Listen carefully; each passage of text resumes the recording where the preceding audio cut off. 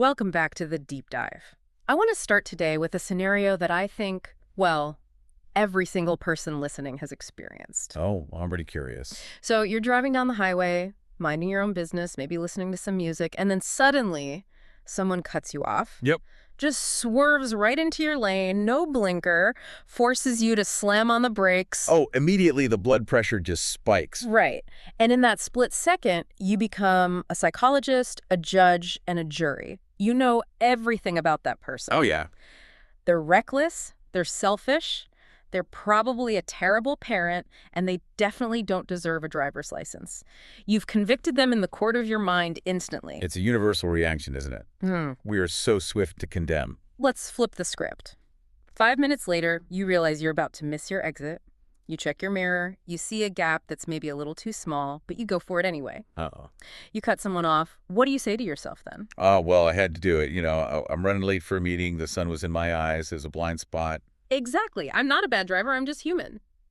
We are incredible defense attorneys for ourselves, but we're ruthless prosecutors for everybody else. So true. And usually we just laugh that off as, a quirk of human nature.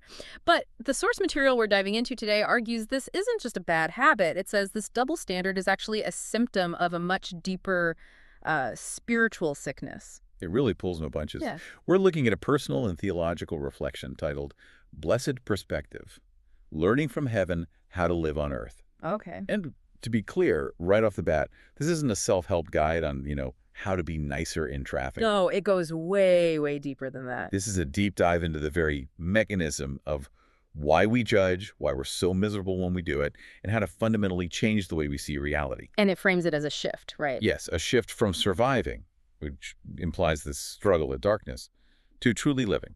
And I think that distinction, surviving versus living, is going to resonate with a lot of people. I feel like so many of us are just, grinding through the day, surviving our interactions with the difficult people. But to get to that living part, the source says we have to look at some pretty dark stuff first. Oh, we do.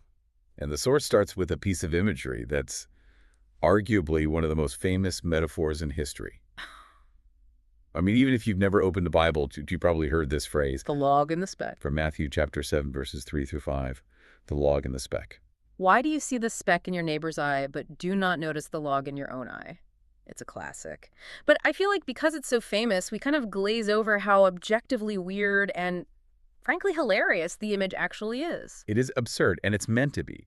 The text highlights this. You really have to visualize it. Yeah. You've got this massive wooden beam, like a structural support beam for a house, literally sticking out of your face. Wow. Yeah. It would be heavy, it would be painful, and it would completely block your vision. And yet, in the metaphor, you're squinting, leaning in, trying to find a tiny little particle of dust to speck in someone else's eye. Right.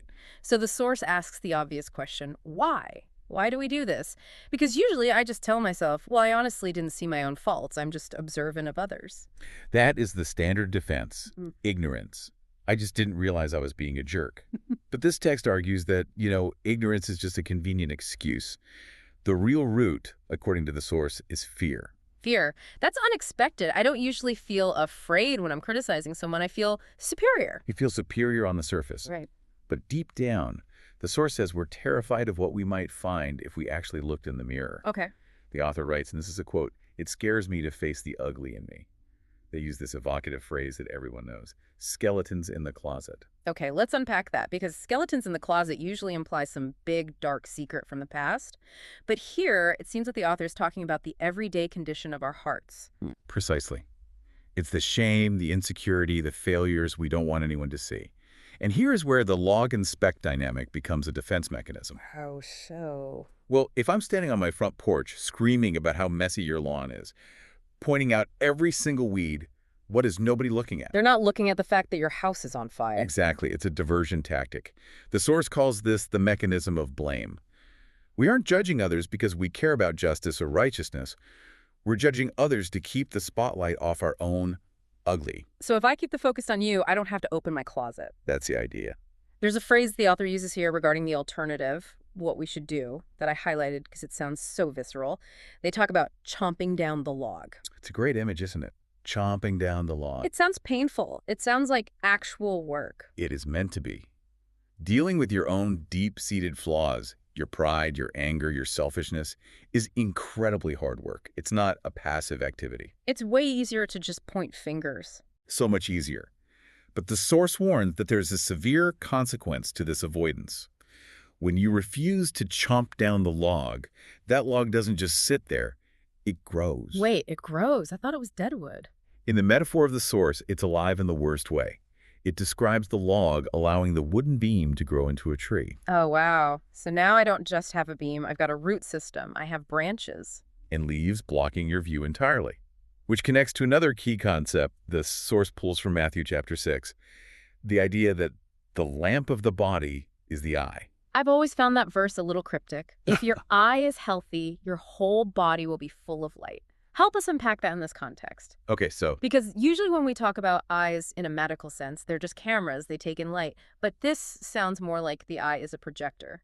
that is a fantastic way to put it. In this theological context, the eye represents your perspective, your heart's intent.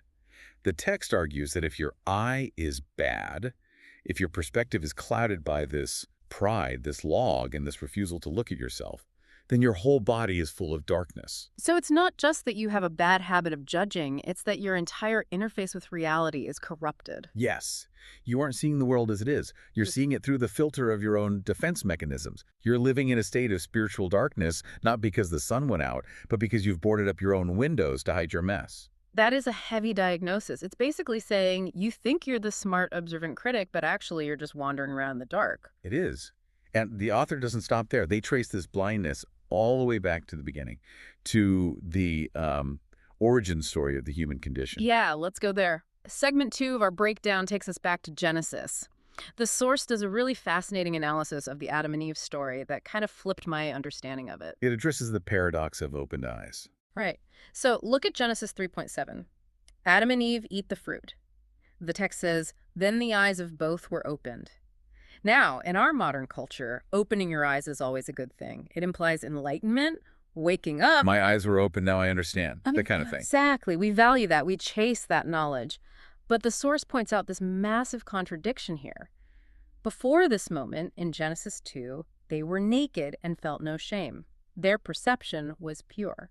They saw things as they truly were, innocent, beautiful, connected to God. And after the opening, What did they see? They saw shame, they saw fear, they realized they were naked, and they hid.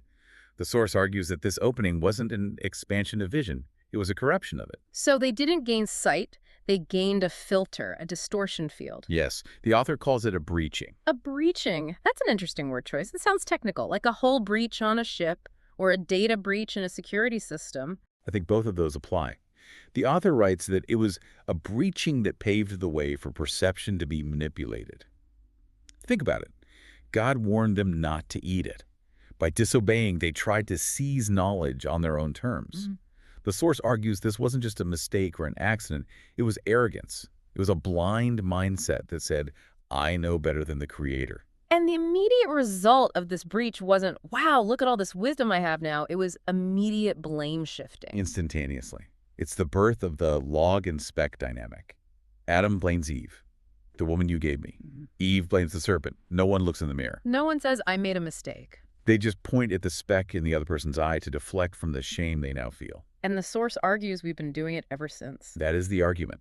The source references Acts 28, talking about hearts growing dull and eyes closing to the truth. We're stuck in this cycle where we think our eyes are open. We think we're the smart ones, the critics, the judges. But actually, we're stumbling around in the dark, terrified that someone might see our log. It sounds exhausting. Just hearing you describe it, the constant deflection, the hiding, the blaming, it sounds incredibly tiring. The source uses that exact word later on. Endless striving. It is hard work keeping up a facade. It takes a lot of energy to maintain a perfect image when you know there's a mess inside. So how do we stop? Because the source author clearly reached a breaking point. They describe hitting a wall where they just couldn't keep doing this anymore. And this brings us to the turning point. The radical cure. Yeah. And I do mean radical. The author quotes a verse that, I'll be honest, usually makes people wince when they read it, Mark 9.47. If your eye causes you to sin. Tear it out. Yeah. Okay, I think we need a very loud disclaimer here. Huge disclaimer. The source, and the Bible for that matter, is not advocating literal self-harm. Please do not hurt your actual eyes. Thank you. I just want to make sure we're very clear on that. But Right. metaphorically, Metaphorically, the violence of the language is the point. The author talks about plucking out the perspective that is killing them.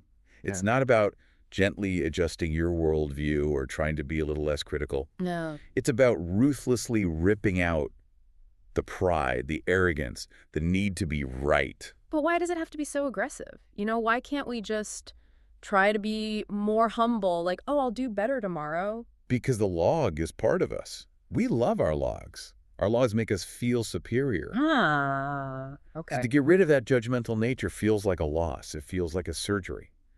The source says, I plucked my eyes out, choosing faith above sight. Faith above sight, that's a classic religious concept, but what does it actually look like in this specific context of judgment? It means you stop trusting your own assessment of other people. Yeah. You stop trusting that immediate judge, jury, and executioner instinct we talked about in the intro. You admit that your sight is compromised. Right. So instead, you choose a different tool. Do me- Humility. The source quotes Proverbs 26.11. Seest thou a man wise in his own conceit? There is more hope of a fool than him. That is a stinging rebuke. It's basically saying if you think you've got it all figured out, you're worse off than someone who knows nothing. But because the fool might learn, the fool knows he doesn't know. But the arrogant man can't learn because he thinks he's already the teacher. So the surgery is admitting, I am blind, I have a log, I am the problem. That requires a massive amount of vulnerability. You're basically dropping your shield. It does. But this is where the payoff comes in. The source moves from the painful surgery to the recovery. And it centers on a solution found in 1 John 1.8-9. It's confession. Confession. If we confess our sins, he is faithful and just to forgive us and cleanse us. And this is the aha moment for the author. It is.